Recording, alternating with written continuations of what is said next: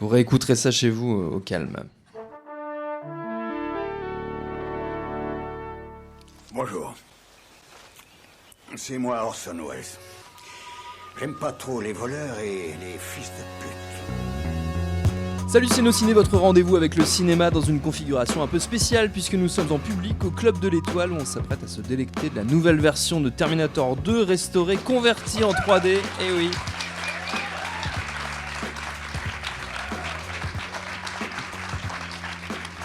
Il n'y a pas que nous que ça met en joie, visiblement. Tu mixeras tout ça. Je mixerai tout ça, restauré donc sous la supervision de James Cameron. Et vous l'avez entendu, on en cause avec mon camarade Rafik Djoumi. Salut Rafik. Salut Thomas. C'est Nos Ciné Extra Ball spécial T2 3D, c'est parti. Monde de merde. Pourquoi il a dit ça? C'est ce que je veux savoir. Rafik, peut-être que pour commencer, on peut remettre un peu le film dans le contexte, la sortie, la création, la gestation très express, on va dire, de Terminator 2. Très express, Voilà. on peut dire ça comme ça.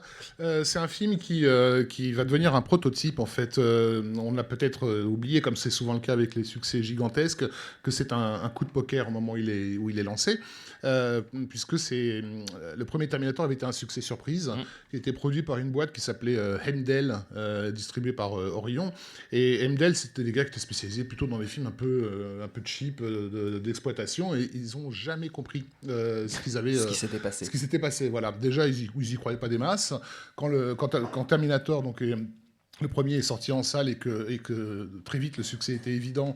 Ils ont fait aucun effort pour surfer vraiment dessus. C'est vraiment les exploitants qui réclamaient le film. Ouais. Dell est complètement à la ramasse. Et en fait, ça s'était tellement pas mal passé avec eux que Cameron n'était vraiment pas pressé de rebosser. Il avait bien sûr des tas d'idées qu'il avait jetées sur papier pour des suites éventuelles, mais il a préféré faire sa carrière. Donc le délai entre les deux films, il est aussi dû à ça.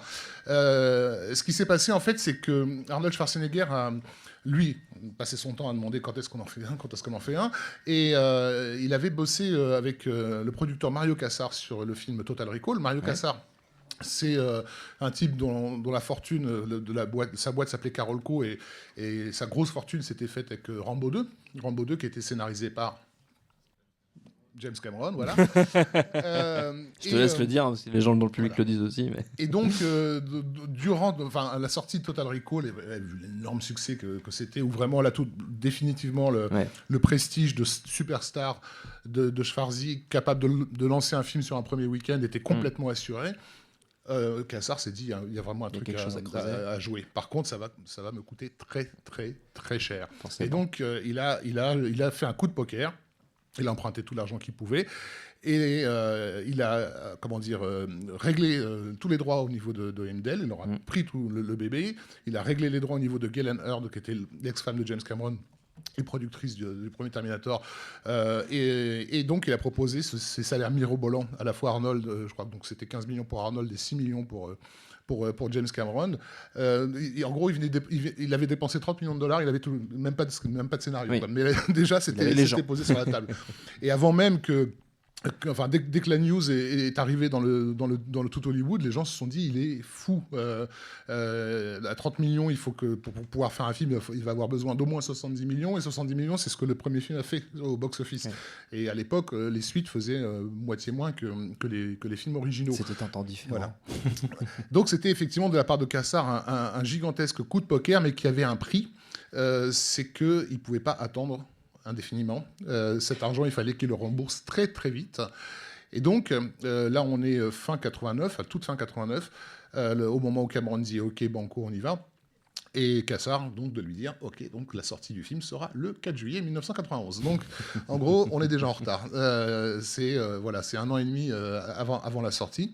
Et donc, Cameron et son scénariste William Wisher vont bosser comme des malades sur le scénario à deux pour que le script soit validé avant le Festival de Cannes 90. Parce que le Festival de Cannes 90 pour Kassar, c'est vraiment des producteurs à l'ancienne, un peu comme les Golan Globus de la Canon et tout. C'est des mecs qui ont fait une grosse partie de leur carrière justement sur les coups de poker bien sûr, mais les annonces fracassantes. Oui. Au Festival de Cannes. Pourquoi Cannes ? Parce qu'à Cannes, vous avez à la fois toute la presse internationale du cinéma qui est là et tous les exploitants, distributeurs, etc. Ouais. Voilà.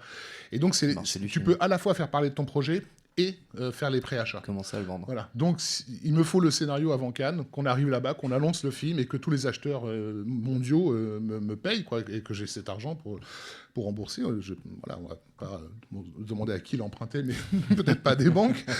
Voilà.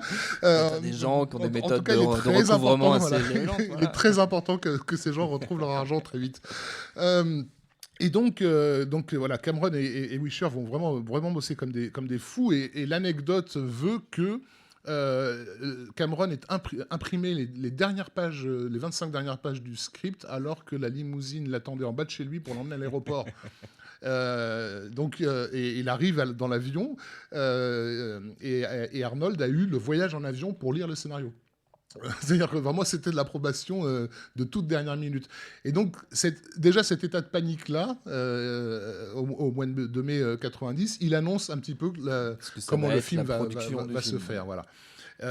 Très vite, le budget de 70 millions va être revu à la hausse parce que avec un délai de 13 mois, donc Cannes 90, juillet, voilà, on a 13 mois pour tout faire. Comment dire, vous connaissez, j'imagine, ce schéma qui vous dit, en gros, qualité, rapidité, pas efficacité, le troisième, c'est quoi ? C'est qu'en gros, vous pouvez avoir de la qualité et de la rapidité contre beaucoup d'argent, voilà, et cheap, voilà. Cheap, qualitatif et rapide. Vous ne pouvez pas avoir les trois en même temps. Donc, si vous voulez qualité et rapidité, il va falloir que ça va coûter très cher. Pourquoi ? Parce que ça veut dire faire bosser plusieurs équipes simultanément, etc. Donc très vite, le budget, avant même le tournage, le budget est revu à la hausse. Et donc, on approche à l'époque des 90 millions. Quoi. Et dans le tout Hollywood, c'est juste what the fuck. Aucun film n'est monté aussi haut. Pour, encore une fois, des recettes qui sont estimées à moins de 70. Oui. Donc ça va quand même être un gros stress sur le tournage et la post-prod. Et pour le tournage, du coup, Cameron va devoir mettre à mal certaines de ses méthodes. Comme vous le savez, c'est un perfectionniste. Et c'est quelqu'un qui aime bien donc, les mises en place précises, avoir un angle de caméra bien choisi et tout faire pour avoir l'image qu'il avait en tête. Là, c'est pas possible. Là, il va falloir tourner à toute berzingue. L'exemple que Facrikian, un collègue, donne dans son livre consacré à James Cameron, c'est par exemple, la scène où Sarah Connor est en train de recharger dans le désert son arme pendant que Edward Furlong et Schwarzy sont en train de discuter, de se découvrir l'un l'autre. Elles sont tournées simultanément, en même moment. Il y a 4 caméras sur Linda Hamilton et 4 caméras sur Furlong et Schwarzy. Quoi. Et Cameron, il a de ses moniteurs et il supervise les deux en même temps. Quoi.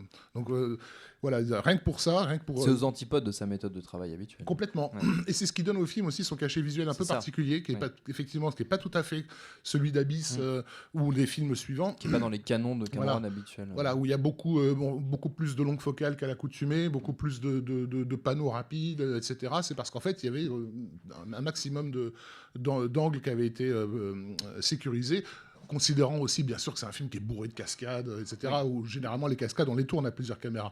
Mais là, même les séquences de dialogue sont filmées comme ça à multiples cams, et beaucoup de travail de seconde équipe. En fait, le responsable des cascades, Vic Armstrong, va se charger de toutes les scènes dans le futur. D'ailleurs, il va se faire engueuler parce qu'il était censé montrer des entités se fracasser. Il avait tout filmé sous le même angle. Elles allaient tous dans la même direction. Donc, il a fallu inverser le film pour quand même expliquer aux gens qui sont en train de se rentrer dedans. Voilà, ce genre de choses. Et puis... Stan Winston aussi s'est beaucoup investi dans le projet, puisque c'est lui qui avait tourné le teaser au moment où Cameron était encore en train d'écrire son scénario et dont on ne savait pas de quoi parlait le film à ce moment-là. Winston avait tourné un teaser que vous avez sans doute vu, qui montre la fabrication d'un T800 dans une usine, en fait. Ça, c'est Winston qui l'avait tourné en avril 90, donc avant que Cameron termine son script. Voilà. Donc voilà. Donc, après, on pourra revenir sur le tournage. Tu peux. Qu'est-ce qui s'est passé pendant ce tournage, Rafi ? Qu'est-ce que c'est à l'image un peu de cette ce qui s'est passé pendant ce tournage, c'est que la pression aidant et Cameron n'étant pas forcément d'un naturel timide sur les plateaux, il a un peu explosé les compteurs en termes de comment dire, de comportement un peu militaire. Sa réputation de tyran, elle vient vraiment de Terminator 2. Ouais. Y a des gens qui ont fait imprimer soit des t-shirts, soit des petits carnets dans lesquels toutes les répliques étaient notées, des trucs du genre. Non, je te comprends, j'ai l'habitude de travailler avec des enfants, enfin des choses comme ça. C'est une série de vannes sur vannes sur vannes sur vannes. Terminator 2, Technicien 0, il était tout le temps hors de lui, quoi qu'il arrive. Voilà, ne me donnez pas ce que je vous demande, donnez-moi ce que je veux. Mec, insupportable. Quoi. Et pas mal de gens se disaient qu'ils ne bosseraient plus jamais avec lui, quoi. Ce qui n'a pas été le cas, mais ça a été effectivement très très compliqué pour tout le monde. Qu'est-ce qu'on peut dire? Linda Hamilton. Parce que je crois que c'est aujourd'hui une des choses qui surprend le plus les gens, ça a été la transformation absolument dingue du personnage de Sarah Connor. Ouais. Alors il faut savoir qu'elle est un peu à l'origine quand même de ce choix radical, puisque à l'époque elle était engagée sur un autre film de SF, donc c'est en concurrence avec le projet Terminator 2 qu'on lui proposait. Elle hésitait et elle a fini par dire, en gros, elle a demandé, est-ce que je pourrais jouer une folle? Il avait ça en tête. Et puis avant de dire banco, il n'avait pas encore commencé l'écriture au moment où il a casté. Ben, voilà. Ce qui lui permettait de récupérer des séquences qu'il avait déjà écrites pour Rambo 2, puisque le script original de Rambo 2 par James Cameron commençait dans un asile psychiatrique. En fait, Rambo n'était pas en prison, il était en interné. Quoi. Voilà. Ouais. Et donc elle a fini par dire OK à Terminator 2 parce que elle pourrait se lâcher dans son désir de jouer une dingo, qu'elle joue à la perfection. Enfin, elle fait vraiment peur. Là, le film aujourd'hui est devenu un classique, mais il faut se mettre dans les bases du spectateur qui va découvrir le film à l'époque, qui a vu le premier, qui a vu cette petite minette assez mignonne, très, très années 80, et qui d'emblée, le premier plan, voit une espèce de machine à tuer. C'était un vrai choc, quoi. Est-ce qu'elle a fait le bon choix, Linda Hamilton, de prendre Terminator 2? A priori, oui, puisque donc ce film de SF, c'était une autre suite, c'était le Highlander 2. Ah oui. Voilà. Ah bah c'est bien ça. Et finalement, au moment de la sortie, elle s'est dit qu'elle avait peut-être fait le bon choix, tout à fait. Voilà, on prévoit pas de projet d'Highlander 2 sous peu. Enfin, c'est pas prévu encore. On en discutera. On fera une soirée Beats Highlander 2. Highlander 2, ce sera bien. Okay. Voilà. Et puis, des anecdotes de tournage, on pourrait. J'imagine qu'il y en a plus tard. Est-ce qu'on peut parler peut-être après de l'impact, peut-être de l'impact et de la sortie, de la réception du film, de comment il a été vécu à l'époque? Alors, il y a eu de la part de la presse énormément de critiques à tout point de vue. Déjà sur cet effet d'annonce, parce que vraiment. Je suis plus tout jeune, donc c'était mon premier festival de Cannes à l'époque. Effectivement, c'est le lancement, l'annonce de T2, c'était du délire. Il y avait des affiches dans toute la ville, tu pouvais pas y échapper, et ça se faisait pas tellement à l'époque. Il y avait les Golan Globus qui faisaient ça pour la Canon, mais la Canon, c'était du cinéma d'exploitation pour Vidéoclub. On comprenait le côté un peu charlatan, un peu Mais là, sur une prod aussi gigantesque avec une méga star, utiliser des trucs de bonimenteur, ça passait mal. Ensuite, quand le budget a dépassé les 100 millions de dollars, ça a fait la une de tous les magazines spécialisés. C'était... pareil, la réputation de James Cameron comme étant quelqu'un d'excessivement dépensier, elle s'est faite là, par des gens qui ne se posent pas la question de savoir à quoi ça va ressembler. Voilà, c'est ça. Et en n'oubliant pas que le film coûtait déjà 30 millions avant même le premier tour de manivelle, ne serait-ce que pour les histoires de contrats et de droits et tout ça, quoi. Donc finalement, 100 millions de dollars pour nous donner le film qu'on va voir ce soir, franchement, ça va, quoi. Brett Ratner a dépensé 200 millions pour Rush Hour 2, donc je demanderais de comparer. Et Justice League a coûté 300 millions de dollars. Oui, alors vraiment officiellement. Alors. Et donc ça n'a pas plu. Et cette idée aussi d'annoncer un film qui n'était pas écrit, c'était pas dans les calendes. Et du coup, c'est devenu une méthode régulière dans le Hollywood. On peut considérer que c'est un des torts que le film a créé. C'est que tout d'un coup, des gens se sont dit, il est possible d'avoir des gros succès dont la date de sortie est déterminée alors même que le scénario n'existe pas. Et c'est devenu quelque chose qui s'est répété par la suite. Les exemples les plus célèbres, c'est des trucs genre Pirates des Caraïbes, plus près de nous, quoi. Donc pareil, Le 2 avait une date de sortie alors que personne ne savait juste de quoi ça pourrait parler et que pas le tournage mais la construction des décors avait commencé alors que les scénaristes n'avaient pas commencé leur scénario. C'est-à-dire que le mec, on lui présente, on lui dit qu'ils sont en train de construire un bateau, il fait quel bateau Il n'y a pas de bateau dans mon truc. Pardon. Ça, c'est vraiment T2 qui a lancé ce truc-là. Et sa sortie est une sortie typique de ce qu'on appelle aujourd'hui un blockbuster. Quand on pense blockbuster, en gros, on pense à Terminator 2. Voilà. Et avec les effigies géantes de Schwarzenegger, l'affiche, c'était même pas une affiche, c'était juste une photo de lui. Là aussi, le film n'a pas forcément fait du bien au niveau marketing, puisque ça annonce les années 90, on va avoir des portraits de la star, absolument pas mis en scène, si vous voulez. C'est fini l'époque des belles affiches, des mises en place, voilà. Là, il y avait juste Schwarzy avec son blouson de cuir sur sa moto, c'est-à-dire l'image emblématique du premier, et avec juste un numéro 2 écrit dessus, quoi.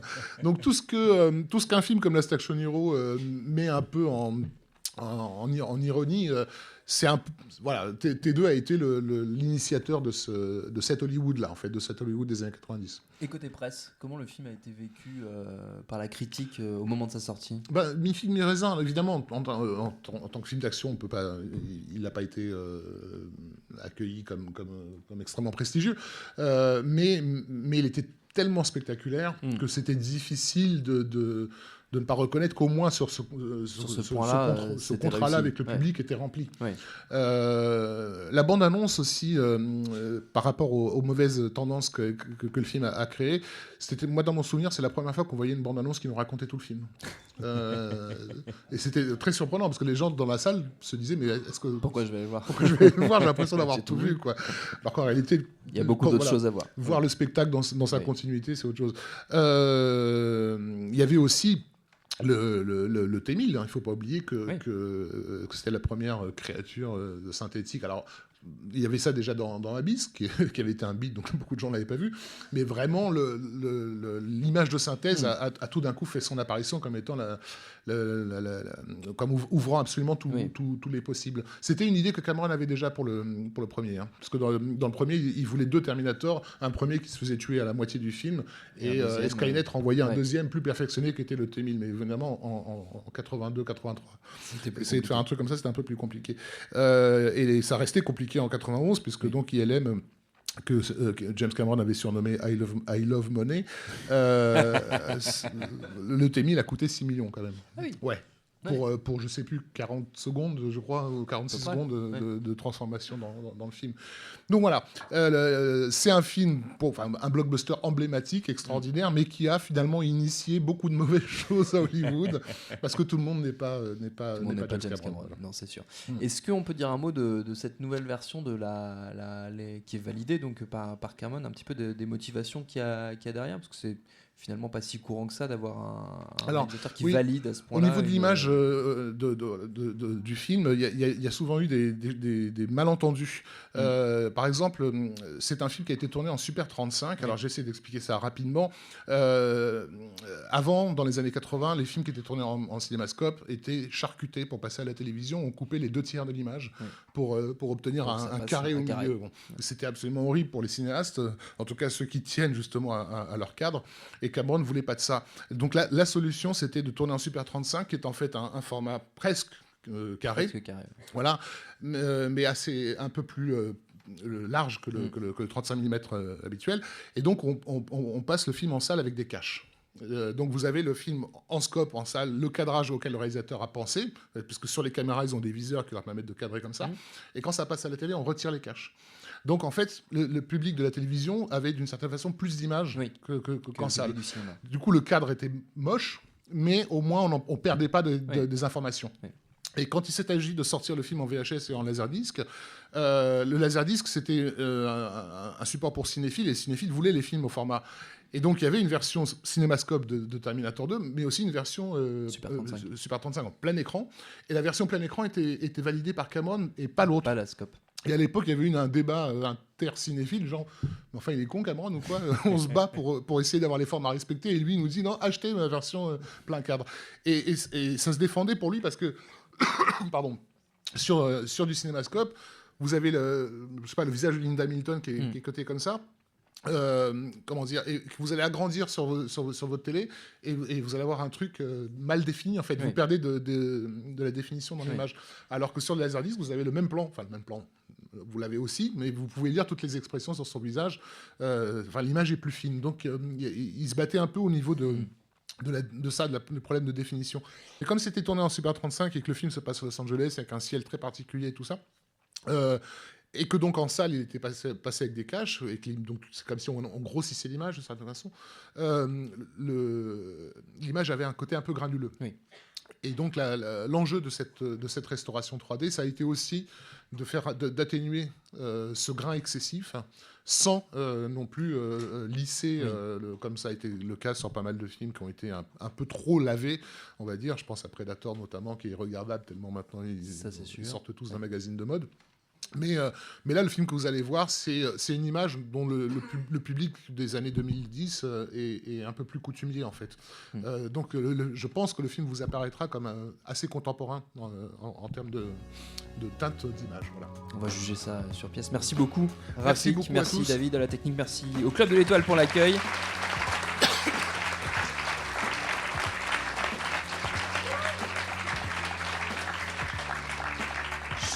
Je donne juste l'adresse du site binge.audio pour retrouver toutes nos émissions. Puis on vous dit à très vite. Et bon film.